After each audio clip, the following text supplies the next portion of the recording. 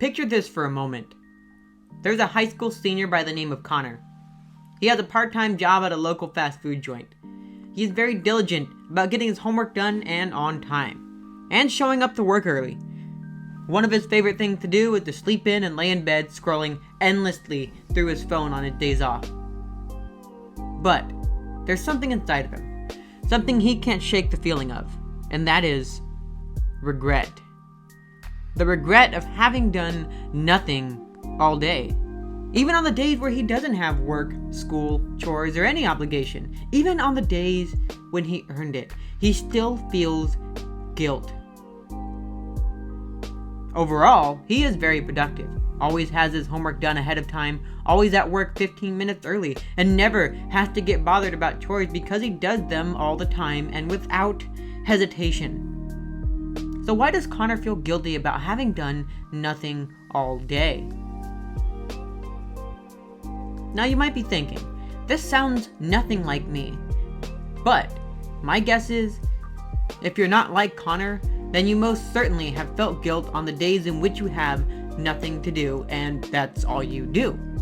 Even on the days where you earn the right to do nothing, oftentimes you will still feel regret, guilt, or even stress, irregardless. Now don't get me wrong. There are some days where Connor will do nothing and feel fine and actually be refreshed. And you might have those days as well. But on those days, your body most likely felt that that's what it needed. And that's okay. However, the question here is this. How does Connor make his body feel okay with doing nothing at will? And beyond that, how does Connor learn to relax when he knows he's earned it on the days where he has nothing to do? This inability to differentiate between the days where Connor is stressed about his lack of productivity and the days where he can genuinely sit back and just chill drives him up the wall insane. It stresses him out to a point where he feels physical pain in his stomach and back. He gets anxious about the idea of relaxing because he knows that if he relaxes, he will tense up. It makes him worry that if he can't enjoy his downtime, there will never not be a day where he feels guilty. His sense of freedom to do as he wants is on the line if he can't figure this out. He feels like he's in a prison of his mind, and worse off, it's a prison he created. Connor's dilemma is being productive, but not feeling accomplished. Then one day, he met up with his friend Alice, who was visiting home from college for a weekend. They got together at a local cafe, and Connor confided his dilemma. Connor: "Hey Alice, I wanted to ask. I noticed that I'm very productive, but I don't feel like I can relax." Alice goes, "What do you mean by that?" Connor: "Well, I get all A's, and I do all that I'm responsible for. I do my chores at home. I always show up to work on time 15 minutes early, and I even pick up extra shifts. I know I earn my free time at the end of the week, but when I try to enjoy it, I feel guilty every single time." Alice: "I know exactly what you mean. You're trying to say you feel productive, yet you feel like you're not doing enough to earn your free time." Connor: "Yeah, that's exactly what I'm talking about. How do you fix that?" Alice responds, "Did it ever occur to you that you're being productive in the wrong way?" Connor responds, "No. What do you mean by that?" Alice went on to explain about how she was in a similar predicament when she started college. She always did her homework on time, always showed up to work on time, and did all of her responsibilities without hesitation. Alice just simply realized that the guilt in her wasn't even guilt. It was just energy that was stored inside of her. So, she went on a journey to figure out what to do with that energy. Because if she spent her time inside on her phone, that energy would stay stuck inside of her, and it would feel bad. At some point, Alice picked up on going to the gym. She said that she now makes sure that she goes to the gym at least 3 to 4 times a week. Also, she makes it a point to go no more than 7 to 10 days without seeing or talking to friends.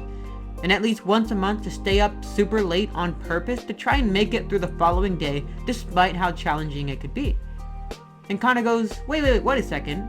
Staying up super late? Won't that make me tired? Isn't that the opposite of what I should do? Alice goes, yes, but only once a month.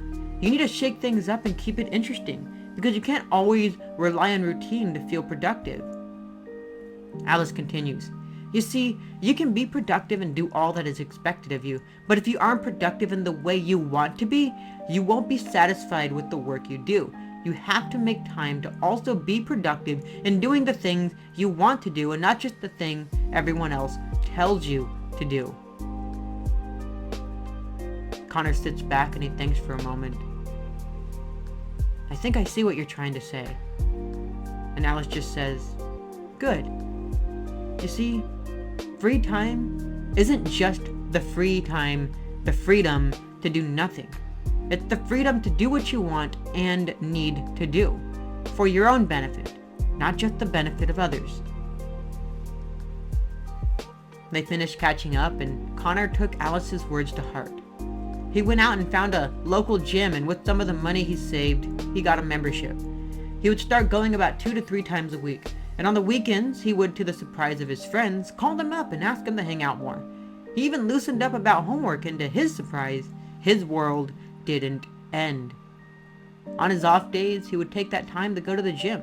Other times, he would stay inside and do nothing. When he felt guilty, he would make it a point to walk for about 20 minutes outside, whether it was rainy, snowy, or sunny, and go back inside and lay down mindlessly on his phone. And he felt much better about it.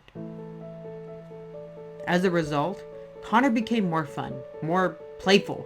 You see, he was good at meeting school, home, and work responsibilities that others put on him, but not responsibility he imposed on himself.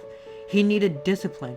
But more than that, his body needed the free will to act of its own accord, and that's what he was lacking, because all the responsibilities others were imposing on him were affecting his ability to feel like a free and independent person. After a while of going to the gym, going to a party or two, and staying up awfully late occasionally, he found that life was so much more enjoyable because he was disciplined in doing the things he wanted, and disciplined in being a free-spirited individual. His friends noticed, girls noticed, and he noticed that at the end of the week, he could lay down and scroll mindlessly through his phone, guilt-free. And at the end of the day, he would regret nothing. As much as we want it to be, freedom is never free. Nor is freedom about doing nothing. Even on your off days, you have to earn the right to do nothing. Not for the gain of anyone else, but because your body needs to feel the satisfaction of accomplishing something of its own accord. Thus, if you want a satisfying day at the end of doing nothing, you must first satiate your body's desire to move and accomplish.